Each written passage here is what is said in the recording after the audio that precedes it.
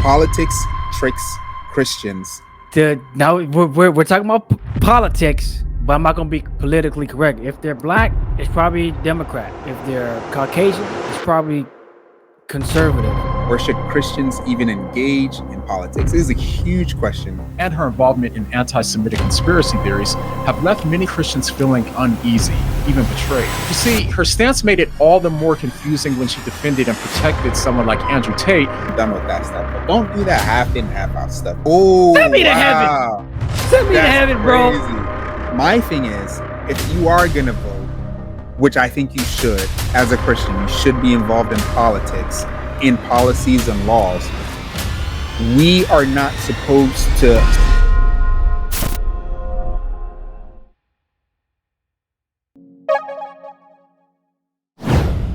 Hey, welcome back to the Holy Duo. You have dialogue in the building. It's your man Eddie Ed. Hey. All right, so if you're anything like us, we're in the politics atmosphere right now. You see the thumbnail, you see the title, Christians in politics. How is this going to work? How does it work? But before that, if you're new to the channel, make sure to hit the like button. Make sure to subscribe. Look out for our videos. Smash that like button.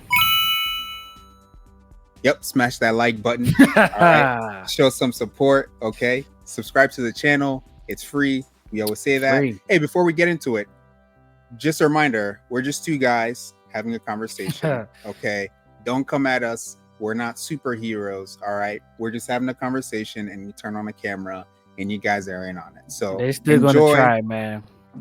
Leave your comments below, and make sure to let us know your thoughts and what you think about the topic. The title of the video is Politics Tricks Christians. It's a mouthful, I know, but I have a reason for why I say that. The question is, how can Christians engage in politics, or should Christians even engage in politics? This is a huge question. There's so many videos out there that are talking about if Christians should engage in politics and all of that stuff. And I get it. They're all good videos, mainly because there's some big issues going on right now that aren't being covered by media. And unfortunately, that is revealing the perspective of Christians, or nowadays called conservatives, and basically exposing them for what that is, in a sense. And we'll get into that. First question, before we get into how Christians can engage in politics, the question is, what is politics today, right?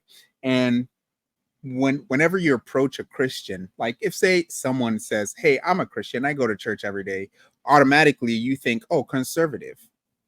All right, for example, not your general Christian. I'm talking about like someone who, you know, like goes to church often, they read their Bible, they know their stuff. When they're like, I'm gonna vote this year, what side of the party do you generally think they belong on? Now we're talking about politics, but I'm not gonna be politically correct. If they're black, you know, it's probably Democrat. You know, if they're Caucasian, it's probably conservative. But I'm not saying that no blacks go to conservative. That's what I'm saying. But you'll typically find a lot of the people you see on either side, depending on their ethnicity, they might sway one way more than the other because of, you know, history and historical, you know, features when it comes to politics. Yeah. And you know, that's a problem, because even within my general family, you have some people who are on one side and you have some people who are on the other side. And it's like, you never know what you're going to get with a Christian. And that's not necessarily a bad thing. Some people will say, oh, no, you have to support the conservative side because they are more conservative with their political views. But that's not always true. That's not how it's always been. This is a more so modern day type of thing. So yeah, we're going to start with the video, right? And it's when this video dropped, it was, when I saw it, I was like, wow. I mean, I didn't see that coming, but I wasn't surprised, because these things happen over and over and over again. And I'm not saying this video is a definite factual thing on the matter. It's just a perspective that allows you to see things from a different light. So I'm going to go ahead and pull up this video. Let's take a look, and I'll talk about exactly what I'm trying to say with this video. In 2021, Candace Owens was celebrated by Christians for boldly standing up against secular ideologies and defending what many saw as core Christian values. But her recent loyalty to figures like Andrew Tate, Kanye West, and her involvement in anti-Semitic conspiracy theories have left many Christians feeling uneasy, even betrayed. The very loyalty that once made her a conservative champion might now be leading her and those who look up to her down a dangerous path. We'll explore how her loyalty has led to her apparent anti-Semitism. But first, if you need evidence for just how bad things have gotten, take a look at this tweet. Just a few months ago, Candace tweeted, "Ban pornography. It's a psychological weapon to weaken our men." She followed up by saying that it was created by the most deprived people among us and that we should stigmatize every person who defends or profits from it. Now, most Christians supported this sentiment, believing that she was standing for Christian values that promote family and well-being. She even tweeted that the men who struggle with pornography are the intended victims, but things get complicated. You see, her stance made it all the more confusing when she defended and protected someone like Andrew Tate, who, right before his arrest, was bragging about exploiting men with corn, saying, "Chicks would sit there at a keyboard that wasn't plugged in. I'm sorry. Me and my brother, and eventually some staff I trained, would do all the talking. We were taking their money, all of it. I had these guys selling their houses, life savings, That's loans, crazy. all of it to me. Give me it all. Right. You'd have a You guy feel bad or no? No, give a solitary. So it's ironic that she condemned Whoa. porn as a weapon to weaken others, yet Tate Oh, bragged about man. doing exactly that wow. just months before. Isn't that crazy? That's Off the bat. listen. What? Just real quick. I recently saw you. You know the movie Beekeeper? Have you seen the movie Beekeeper yet? No. With Jason Statham. No, I haven't. Man, that one is good. But he just reminded me of something. In the movie, you see it. You know, there. So basically, it's basically built off of a company that basically robs old people, right? And they sell them, they tell them, yeah, we're going to fix your internet. You have a problem with it. And they end up getting inside their account and draining the whole thing. And the guy, like when you see the scene, right? The guy that's doing it to the old lady, in the beginning of the movie, he's sounding all nice and sentimental, but he didn't give a doggone. After he did it, he was like, he got lost. And then the people that he was training, he was like all excited and they're worshiping him. He didn't give not a doggone solitary care. And when Andrew Tate said the solitary, he'll give a solitary F. It reminded me of that scene because they didn't care. They just drained it. And people like that, they don't care, man. Wow. And is that a characteristic of a believer? Yikes. Well, yeah. Okay, so Andrew Tate is not a Christian by any stretch of the matter. Exactly, but he used to claim it. And see, this is my problem. We have a lot of people claiming it, but then people want to say, "Oh, because there's two sides to this. There's one where people say, "Oh, you don't know, if they are or if they are not, right?" Okay, that's fair. But then also there's the ones that's saying, "Oh, you can absolutely know," or whatever. And that's also another part where I could see as well. But we definitely see if you leave the faith, that was a good sign that you were never among the faith. True. That's what the Bible tells us. When they leave us, they were never among us, or else they wouldn't have left. Now, there's a difference between having issues and going solitary. But to deny the faith and to switch, that's a different thing. That's not the same thing. That's a different sentiment there. But exactly, Andrew Tate, I never believed he was a part of us. He claimed it for different reasons, but this is not behavior that one will show as a believer. I don't believe so. Yeah, generally speaking, behavior is one of those things where you have to pay close attention to. Exactly. Yeah, because it's a state tell. of being. Yeah, that too. Like behavior and the kind of things that they're involved in, and the kind of truth or testimonies that comes out of the person's mouth once they switch into the. You have X witches who become Christians and then they come on air and then they're like, oh, this is what I used to do. You have cultists who would say that. So someone like Andrew Tate, where there's a lot of bad media about him on YouTube, if he were a genuine Christian, in my mind, he would be coming out and trying to out the industry that he was involved in, or trying to bring to light some of the dark stuff that, you know, he's done in the past and try to pull others away from that. That's what testimonies generally do. Yeah, there's a lot of people. I mean, right now we're seeing it, and I don't want to take it to this area, but if you want to go here, we can. But there's an influx of people just coming out of these dark industries who are now believers, exposing it. Yeah, saying like, I see some videos from OnlyFans models or OnlyFans people that work behind the scenes coming out and talking about the dark side of it and all the craziness. Like, they're exposing it and standing against it rather than advocating it and being all right with it. And I want to say something with the Andrew Tate thing is that the lukewarm stuff. There's a lot of lukewarm believers that want to be friends with the world and that want to be like, oh, it's okay. I mean, but he's trying. No, we gotta stand strong. We gotta stand strong on one side. Like, what's wrong is wrong, what's right is right. Stop trying to be cool, man. Right. We gotta stop being cool with this stuff, and that's where you see a lot of, you know, this lukewarm stuff. That's why you're gonna get spit up. Like, Lord not playing with you. You know, you gotta follow or not. Don't be doing the half stuff, because guess what? Half stuff, you're getting spit out. No, pay true. Attention. Pay attention, guys, because this is serious.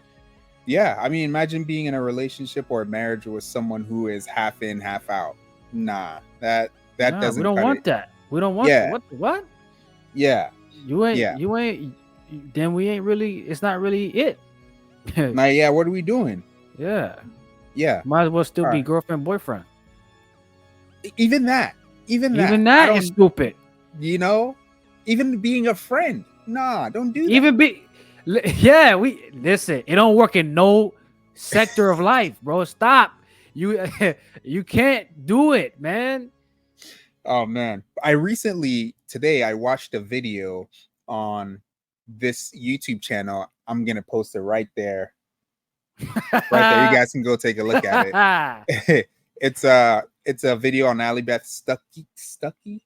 I don't know how to say her name. I don't remember her name. I know how to say it, but it's a video about an ex-cultist who comes to Christianity, and she was doing that half in, half out type stuff. Yeah, they tell you. Yeah, and it's amazing how deep and dark of a hole you can go into doing that half in, half type. Like, she was a demonic worship, like, bro. Yeah, like she was talking to spirits and stuff, talking about she's a Christian. Yeah, and they'll tell you, like, even some people like herself, that they'll tell you, like, yeah, we, like, the Christians that be, you know, half in, half out, we were able to do stuff to them because basically you're leaving those openings. You know, if you're playing with sin, you're giving way to the enemy. That's what you're doing. And so, Christian or not, you inviting him in. Like, we have to understand that we can't play around with sin stuff. Yeah, because we're the best targets, right? We get it. If you're a full-on Satanist worshiper, that's great. We know where you stand. But if you say you're a Christian, but then you do satanic stuff, now people can say, oh, look, Christians are ignorant and hypocritical. It's not a consistent religion. You might as well just be a full-blown Satanist, then do like weird stuff, and then say you're Christian, and then mar the name of Christianity. You know, when you decide that you want to be a full-blown Christian, then you go ahead and say, I'm a Christian, I'm done with that stuff. But don't do that half in, half out stuff, because you just make the name of Christianity look bad.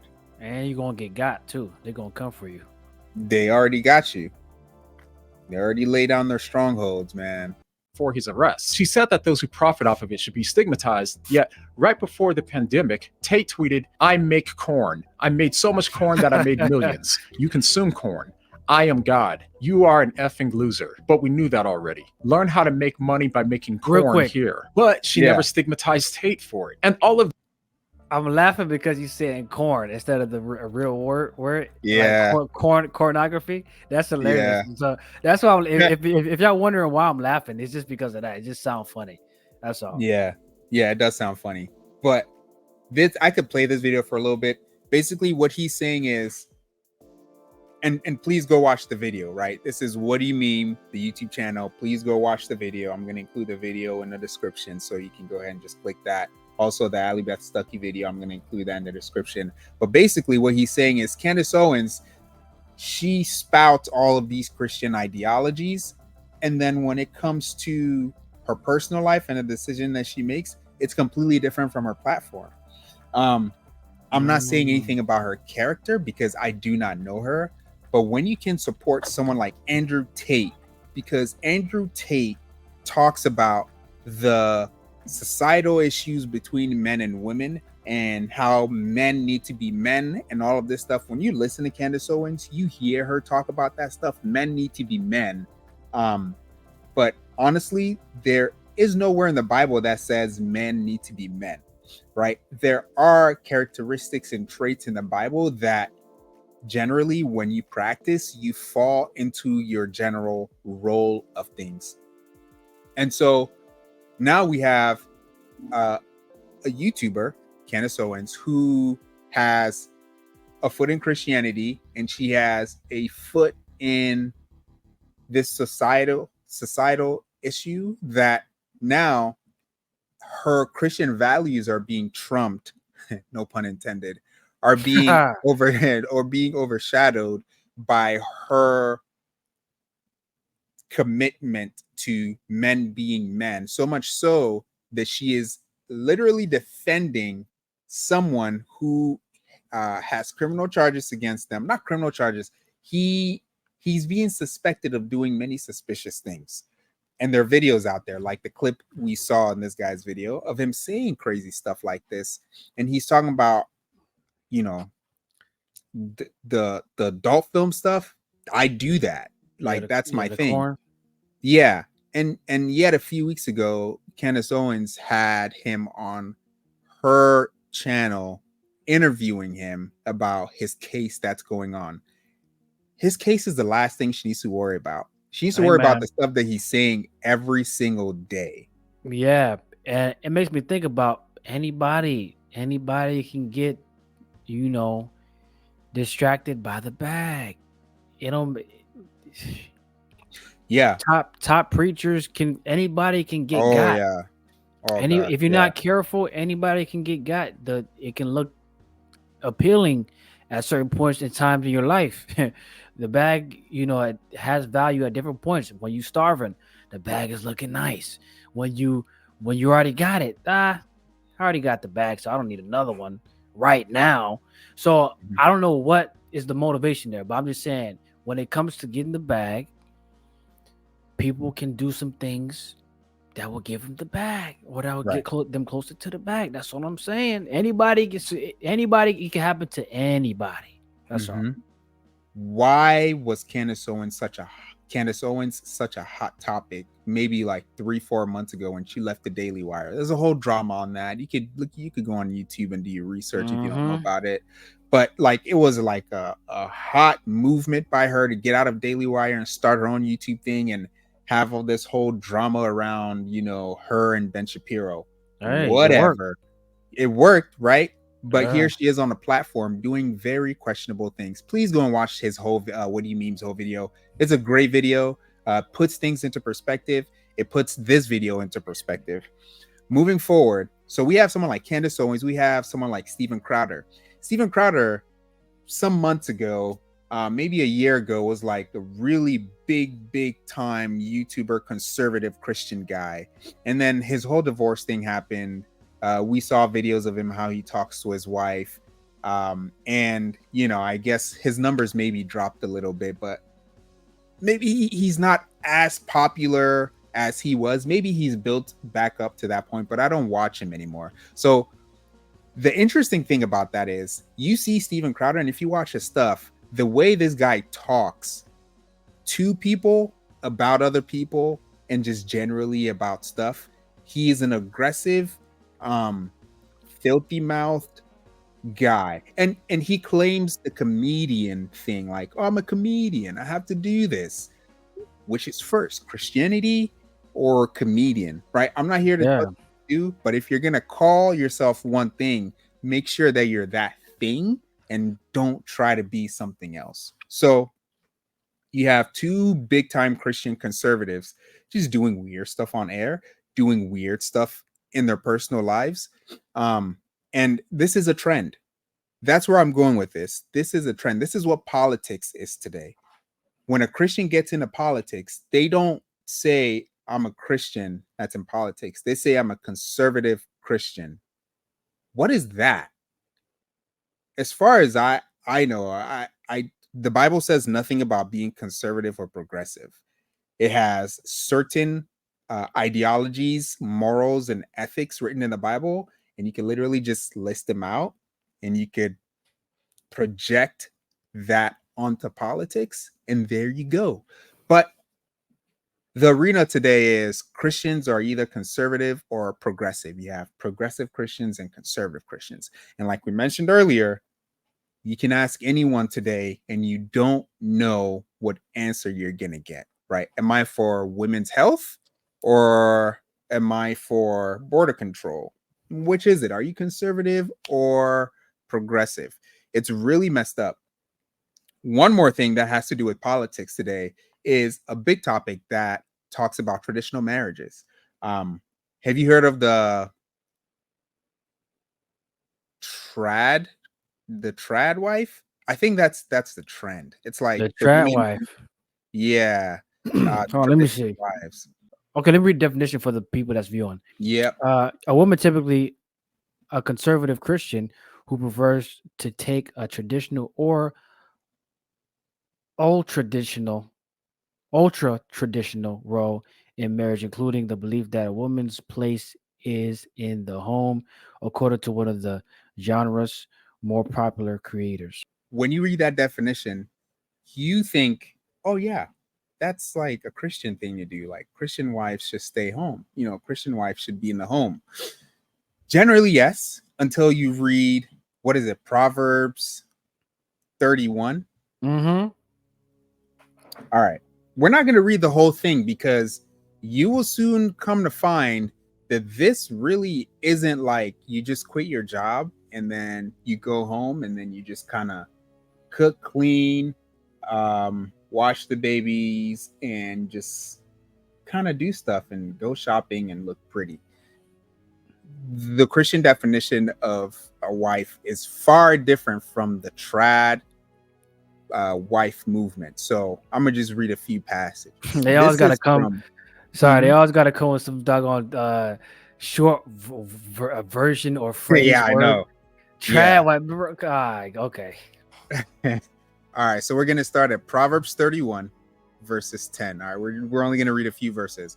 A wife of noble character who can find, she is worth far more than rubies. Her husband has full confidence in her and lacks nothing of value. She brings him good, not harm, all the days of her life. She selects wool and flax and works with eager hands. She is like the merchant ships bringing her food from afar. She gets up while it is still night. She provides food for her family and portions for her female servant. She considers a field and buys it. Out of her earnings, she plants. Out of her earnings, she plants a vineyard. All right, this already blows. Y'all want to talk about? Sorry. Finish. No, go ahead. Y'all want to talk about a boss woman, a boss lady? This is the definition y'all need to learn of a boss lady, or whatever. Like, she's taking care of the house rightly. Mm-hmm. Notice how her attention is distributed. Mm-hmm. It's not focused just on one side. She's using her whole self and all the gifts that she has, maximizing it for, essentially, for the family. But she's not just doing something in the house. Yeah. She's doing stuff specifically for the house. The house. And she's not locked in the house.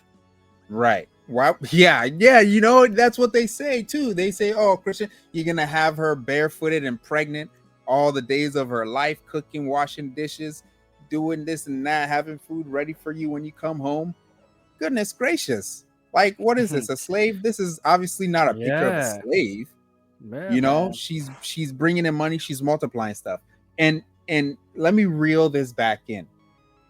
A lot of the stuff that you're going to see regarding politics with conservatives, with progressives, a lot of it is taken out of context and skewed a bit so that it can fit a better narrative. When someone says they're conservative, they generally take Christian ethics and moral standings and project a little bit of the world onto it. So you have your general person who isn't a Christian, and they're like, yeah, I'm a conservative. You know, I want a husband. I want to be a stay-at-home wife. I want to watch the kids and all of this stuff. And it's like, why do you want to just stay at home and watch the kids and feed a family? You're supposed to be an entrepreneur. You're supposed to be dipping your hands and stuff. You find your skill and then you maximize that, you productionalize that, and then you serve people with it so that, you know, whatever skill God has given you, it can bless your family. And then all of these things, they get twisted when you bring politics into it. So that is what politics is today. You have pseudo conservative Christians making claims and doing things that actually don't really fit the narrative of being a Christian. If you're going to be a Christian, say I'm a Christian. Don't say I'm a conservative, because what are we talking about anymore? And that makes me think of just how when you know people with these ideals and this information that they're eating is, you know, they don't do their own research or you know reading. Like, I mean, talk about the people that aren't Christians that don't do their own research. Like, they're just feeding off of media. What are people saying? That's the information they're getting. They're not really doing it themselves. They're not processing it themselves. They're just eating what's out there. Christians as well that don't get inside their word. They're not going in. They're just eating what the pastor's saying. Now they're thinking like the pastor. Don't even know where he's going with it. They're just eating what he's saying. So the thing that we're all lacking here is doing our own self-conscious thinking, digging into things, you know, gaining the knowledge for your understanding. People aren't doing that as much these days. They're relying on resources that are just telling them what they should think. That's the problem. And that's what I think we're seeing is people just not doing it themselves. They're just letting people tell them what to think. And people will tell you what to think too, because that's how they get their own agenda accomplished. The next question is how Christians get caught up in all of this stuff. So Christians tend to pick the lesser of two evils, right? For example, I say her name funny. I say her name Kamala. We have Kamala. They're going to get you. Hey, let him come, man. I'm Ghanaian. Apparently that's a problem if you say it wrong. Like, this is what? It's wrong to have an accent? Nah, I'm gonna get y'all. Wait, so here's the I think the wrong one is Kamala. Yeah, that sounds. Yeah, I think something. One of them, if you say it, they're gonna get you. It's probably the way I said it, but you know, you got Kamala and you got Trump. The lesser of two evils, they say, is Trump. The problem with that is you're being pulled to a political perspective that you actually don't need to be on. So when you say the lesser of two evils, you're saying there are two extremes and one is less evil than the other, but this one is still kind of evil. This is called identity politics, where you no longer see what's funny. No, you know, this world, man, identity. Like, bro, they just make words so emotional. So many words. I identify identity. Like, bro, they messed up words, bro. I don't like saying certain words because it's all freaked up now. I thought you were about to say I don't like talking anymore. I was like, hey, I'm going to sign language. I'm going to sign language, man. They're coming for sign language next, man. I know all languages are gonna get it, man. They're gonna have everybody LGBT get it. Languages, bro. Come on, oh, send me to heaven. Send me to heaven, crazy. Bro. LGBT sign language, what? Bro. They coming for everything, bro. Oh, that would be crazy. Send me, man. Wow. Send me to the Lord, man. All right, stay here, man. You ain't going nowhere. Yo, man, come Right get me, here. Father. Nope. So then you end up having identity politics, which basically says that I no longer care about the policies and laws that this person put in place during their time in office. Because I'm picking the lesser of two evils, I have now subscribed to this person. So if you are picking the lesser of two evils and you are a Democrat, you say, Kamala, all the way. She's a lesser of two evils. I wish it wasn't her, but it's gonna be her.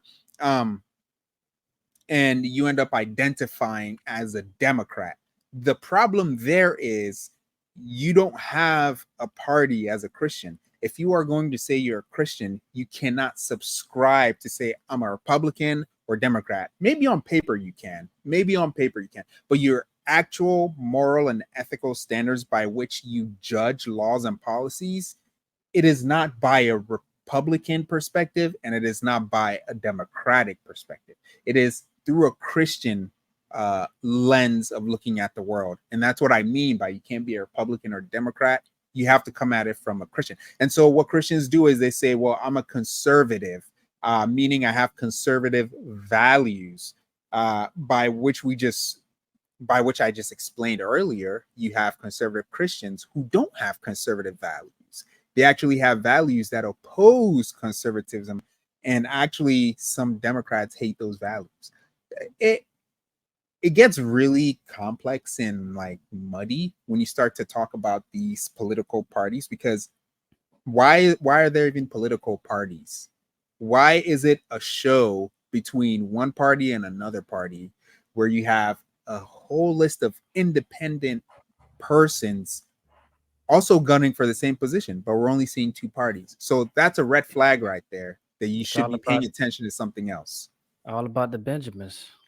Yeah. They raise a lot of money for these campaigns. Yeah, man. these campaigns, man, all about the Benjamin. Isn't it the same story? Where does all this money go? Into commercials? Really? Go? Like, what are they? Come on, man. These commercials are getting horrible too. I can't stand hearing Obama telling me that all it takes is $5.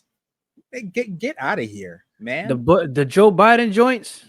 Man, he was, somebody forced him to do that. Well, I'm not gonna go too hard on Joe because they're gonna come get us. But bro, man, how Christians get caught up in this thing is they get pulled into the identity politics. They get put into the lesser of two evils, where it shouldn't be that at all.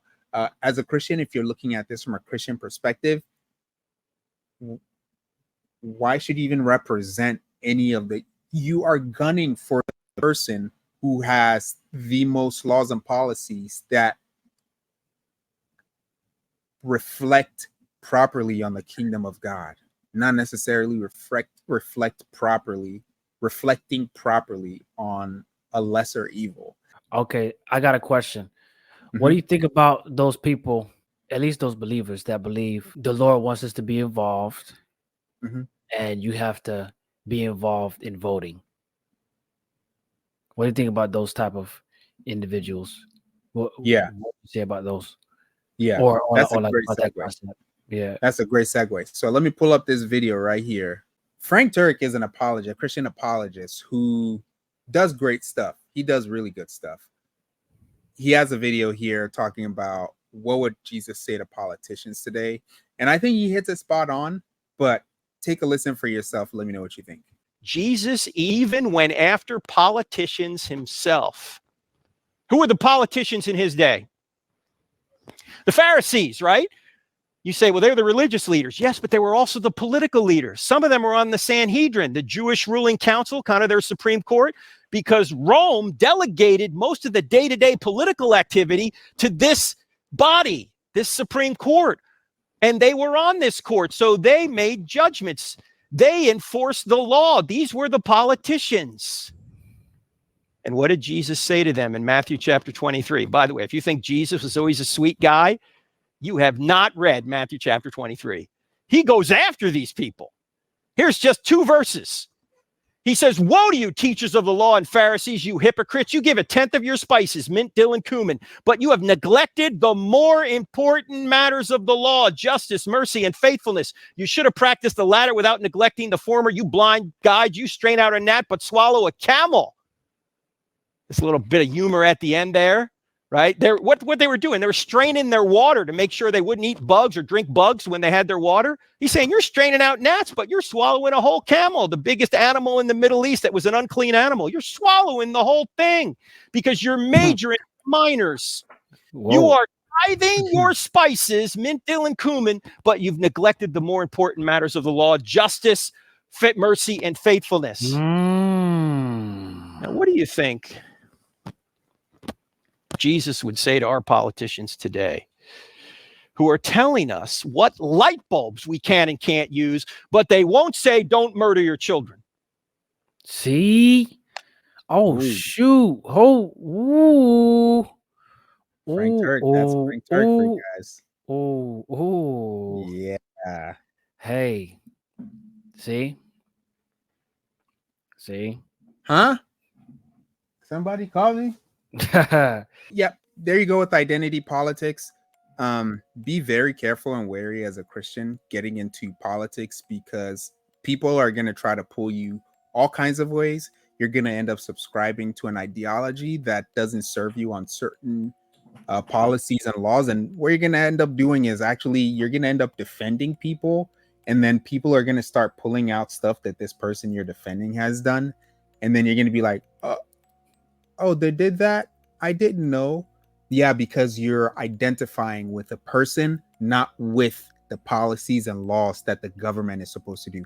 That's the other problem. So let's go ahead and do you have anything to say before I jump to the last point? Yeah. So what do you think about the people that is, say like, oh, as Christians, you have to be, you have to vote? I generally think you have to vote. I think your local government, like your state and city local government, is as important, if not more important, than the federal government. Christians do need to vote, but that requires us to be able to do something, right? And that's something I'm going to answer that with this section. So the last thing is, if politics is so complex, how can Christians engage, or how should we even engage? Like, should we even engage? And as I just said, we should engage, but the mainstream media is really, really good at pulling you to one side. And the mainstream media is really good at flooding your news feed or your whatever your algorithm is. They're really good at flooding your algorithm with, if you clicked on this once, oh, here's 15 more. Go ahead and watch this. And we missed the little thing. So something came up on my Facebook, and a friend of mine, he posted something and he said, why aren't people talking about this? And it's a really big deal right now, even though no big stream media is really covering it like that. Maybe one or two are, but it should be every big stream media. Let's watch this video and see what exactly is going on. So as I'm sure that you guys have seen on social media, because that's basically the only place where you can get honest, unbiased, boots on the ground journalism these days, a Venezuelan migrant gang has infiltrated a suburb outside of Denver, Colorado. And for the last 5 days, the media and law enforcement and even Colorado's state government has been lying and gaslighting residents and the rest of the country. And we need to talk about why that is so incredibly dangerous. So the story has been brewing for a while, but it never got national attention until last week when a Colorado councilwoman went on Fox to sound the alarm. Daily Wire reported on this last week and said, Colorado city official sounds alarm on Venezuelan gang takeover. Entire complexes, apartment complexes, are under gang control. And in this interview with Fox, she said the Denver sanctuary city policies are to blame for the migrant crisis spilling over into the suburbs and bringing with it a rise in violent crimes and sex trafficking. The Venezuelan gang, Tren de Aragua, has even taken control of apartment complexes in the city, according to Aurora City Council member Danielle Drinsky. Quote, we currently have entire complexes under gang control. Complexes where staff have been beaten up, they've been threatened, and complexes where there are no staff staff left on the property. These complexes are being run by this gang. Quote, the local media is downplaying this. I believe that politics is being played with people's lives. Nothing is being done to help the American citizens that are being trapped under this gang's control. And guys, her saying that the media was downplaying this was no joke, as you will see. So this gang that goes by TDA is run out of Venezuela with over 5,000 members, making it the largest criminal organization in the entire country of Venezuela. Now, after Danielle's interview with Fox started to circulate on social media and Colorado residents began confirming what she was talking about, the Colorado governor so graciously stepped in to assure people that this was all false. And he didn't say something like, this is overblown or we're handling it, it's okay. He literally said that this entire thing was a figment of this councilwoman's imagination. Daily Wire also reported on this. Colorado Dem governor says that alleged migrant apartments is imagination. All I'm saying is what? He wants to make it disappear enough because this is literally insane, or the media for that matter, which is why I'm so grateful that Daily Wire is covering this so honestly, so transparently. Our reporters, as you guys know, are just top notch, and now you can support them in more ways than one. Imagination. Let him live over there, and let's see how many different imaginations. Isn't that the thing, bro? See, that's that. Yeah, when people are in a better condition, they don't really care about people in bad conditions, man. Right? They don't want to be. They don't want to have no empathy. They don't want to. The guy was holding the AK. Man, let's imagination. let's watch it, bro. Because I'm sure this governor has seen what's going on. What is that? A scope on his gun, bro? Yeah. Wow. Why he need a scope? That's how you know it's a gang, bro. They got random guns. They got random Call of Duty guns in this thing. Yeah. This is from somebody's Ring camera of them coming into one of these apartment complexes.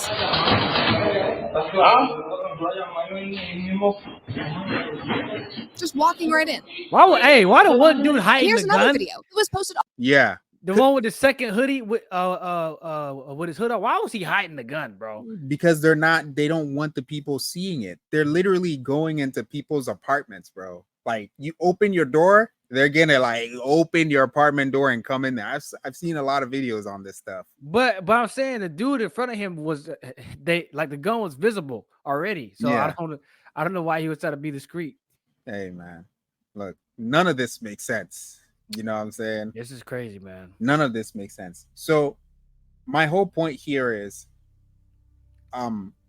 that's a big deal. So that's going on in Denver, Colorado, Aurora, Colorado, and New York. And these are all sanctuary cities or sanctuary states that allow squatters to be able to do stuff like this, like to find housing and stuff. That's crazy. Yeah, that is crazy. So going back to the previous video when Frank Turek said, where he quoted Matthew 23, and he said, but you have like neglected the more important matters of the law: justice, mercy, and faithfulness. Justice. This isn't just at all. This ain't no justice. Right? But we have politicians literally doing campaigns while this stuff has been happening since like January of this year.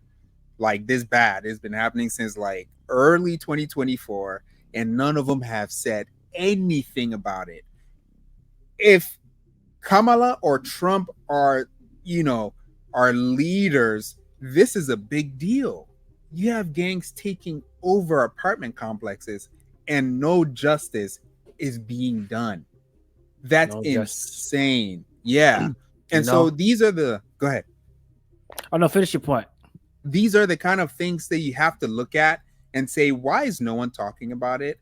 If our leaders, who most definitely know this is going on, are so conservative and Christian valued, this isn't justice. This is evil. And for their gain of making sure they get as many people supporting their campaign as possible, they don't talk about this stuff. They talk about the big topics so that, they could get more votes. Go ahead. Yeah, and then you look at how America operates. They always want to do stuff outside the country when the country needs fixing up itself. Oh, let's give money to this people, that people, or this people, or let's do this. We still got a lot of homeless, X, Y, and Z. Yeah. Why don't you clean up the house first and then go out and help somebody else next? Absolutely. Just like how the pastor got to make sure his house is under control or whatever, Mhm. and he's leading his house right before he gets to the pulpit, we got to lead the country right before we get to the nations. That's right. Like, That's right. it's designed that way for a reason, and I think the same principle applies. We have the same cycle, man. It's a lot of problems Same here. cycle. Yeah. It's not being done, but we buying a whole bunch of stuff and doing stuff outside the country all day. Mm-hmm. Mm-hmm. And it's, Mhm. yeah, man. Yeah. Nothing's being done. Yeah, we're definitely not a political channel, but because of all of this stuff that's going on, we have to kind of say, like, Christians, what are you guys paying attention to? So here's a comment in the video we just watched that I want us all to focus on real quick. This person said, I am a Venezuelan exile living abroad. While a lot of people have fled the dictatorship and asked for political asylum because Maduro's government is so repressive, it's important to know that the Venezuelan regime also sends out violent gangs like the Aruga Train to stir up trouble in countries that don't support its ideology. These gangs are just a small part of the Venezuelan diaspora, but they are extremely violent, have no respect for life, and receive military training from the Venezuelan government. Authorities need to handle them seriously. And you see this. They're being spawned. Yeah, they're being spawned and they're being intentionally transported to these asylum states, right? So that wasn't the only comment that said that. Someone else said that here. The Venezuelan government sent them here, and they are also a Venezuelan. This kind of politics is the kind of stuff that confuses people and is like, as a Christian, do I support Democrats or Republicans? Honestly, this goes into the question that you asked. So as a Christian, the solution to politics and being a Christian, because we as Christians, we're supposed to be involved in our communities. If we're the salt of the earth and we're the light that has been set on the table in the house so that everyone can see, we're supposed to be in the darkness, right? You don't put a light outside in daytime. It's like, you as a Christian, go have it easy because your life is easy and you know all of this good stuff. So just go and live an easy life. No, we get put in the tough places and we have to maneuver through those places. So my thing is, if you are going to vote, which I think you should, as a Christian, you should be involved in politics, in policies and laws. We are not supposed to support people. We're not supposed to have identities with people. We're supposed to have ideas and opinions about the laws and policies. That is, in my understanding, the only way a Christian can really navigate this space. Because you say, oh, I'm going to vote for Kamala. All right. What has she done in the past that's messed up? What is she doing now that's messed up? Oh, okay. I'm a Trumper guy. Trump has done some weird stuff. When he was a president, the border stuff was still going on. Like, he said he was going to build the border. The border is still not built. They make promises, is what I'm saying. They make promises that they don't end up fulfilling. They're people. So instead of trusting in the people, we should be looking to make better laws and policies. That's how Christians change the world. They don't change the world by supporting people. They change the world by bringing forth truth to situations. Everybody has some kind of issue. It's going to be something that you don't like about somebody. Exactly. So, I guess that's what makes it hard to also learn how to vote as well, is because it's you can always find something you don't like with somebody's, ideals or whatever, so it's very easy to find something that you don't like and then be like, oh, yeah, there's a problem. This is why I can't see. This is why I can't do it, But that's just how it is. And you have to identify what the important things are. And whoever's covering the important things, you got to hold to those principles. But it's always going to be something that is not right with somebody that's in that political party that might be ahead or whatever, or it might be the favorites. It's going to be something. Yeah. And I think that's one of my problems today is like, if you're going to vote for Trump, that means you're a Republican for the next 4 years. Whereas it's like, no, it's just his policies fit more with me. And I also, and a few weeks ago, my wife asked me, so, who do you think you're going to vote for? And I was like, I don't know. I have to look into what other independent parties that there are this year running. And she went ahead and looked it up, and she's like, there's a lot. And I was surprised because these guys are never going to make it to the screen time that these two parties are gunning for. That's a problem, because just like how there are denominations in Christianity, when you decide to join a party, which is a denomination in politics, you have to adhere to certain practices and rules that they have. You have to adhere to certain ideologies and agendas that they're pushing. That's just how the world works. So if you're going to say, I'm going to vote Republican this year, Republicans are always going to do the things that Republicans do. Democrats are always going to do the same thing that Democrats do. If you want to vote independent, that's tough, because more than likely, like 90% of the time, an independent party is not going to make it. They ain't making it, man. It's right. The two sides are strategic. Exactly. It's crazy. I do wonder, though, if all Christians decided for one term, like, let's see what would happen if we did our research on the independent parties and picked the best one, and like all Christians voted. That would be a game changer. It would be interesting, because the two sides are, like, a lot of people don't even know there's independent or other parties, because the two sides are so prominent. That's all we see most of the time, and so that's all we know. And it's almost like, because that's going to be the majority of what people are going to put their votes into. So it's almost like, man, is it even worth it to vote for somebody else outside of that? If you think they're going to make it, as far as like them going to make it, because I think it's one thing to vote for the ideals and things that you support. That's fantastic. Yeah. But is that really going to do anything as far as getting them into the office, because of how it's set up with the two sides?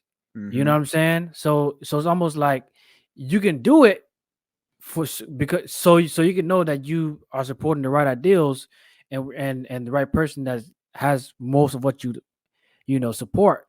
Or do you just stick to the either Democrat or Republican candidates, because those are the most likely to make the cut? You know what I'm saying? Because at this point, we haven't seen an independent joint for I don't even know the history on that. So when has that ever been in the discussion as far as a contender? You know what I mean? So that's what comes to my mind. It's like, even like, do we yeah. And so because of that, I would urge a Christian who wants to get into politics, start at your local level, start at your city level, start at the stuff that actually affects you on a day-to-day basis, right? And once you're very comfortable with that, move to the state level. And then once you're very comfortable with that, move to the federal level. And all of this kind of plays together. Like, this is where I'm at. That's where I have to start as a civilian. I have to start what's going on around me and then move on up. I think that's the best way to do politics. I think that's the best way we can learn how politics works. If you're just a gung-ho whenever the 4 years are up and you're, I'm Trump, I'm Kamala, it's like, okay, but what happened in your city last week? What were they voting on? Who was voted into a seat in your city committee? Like,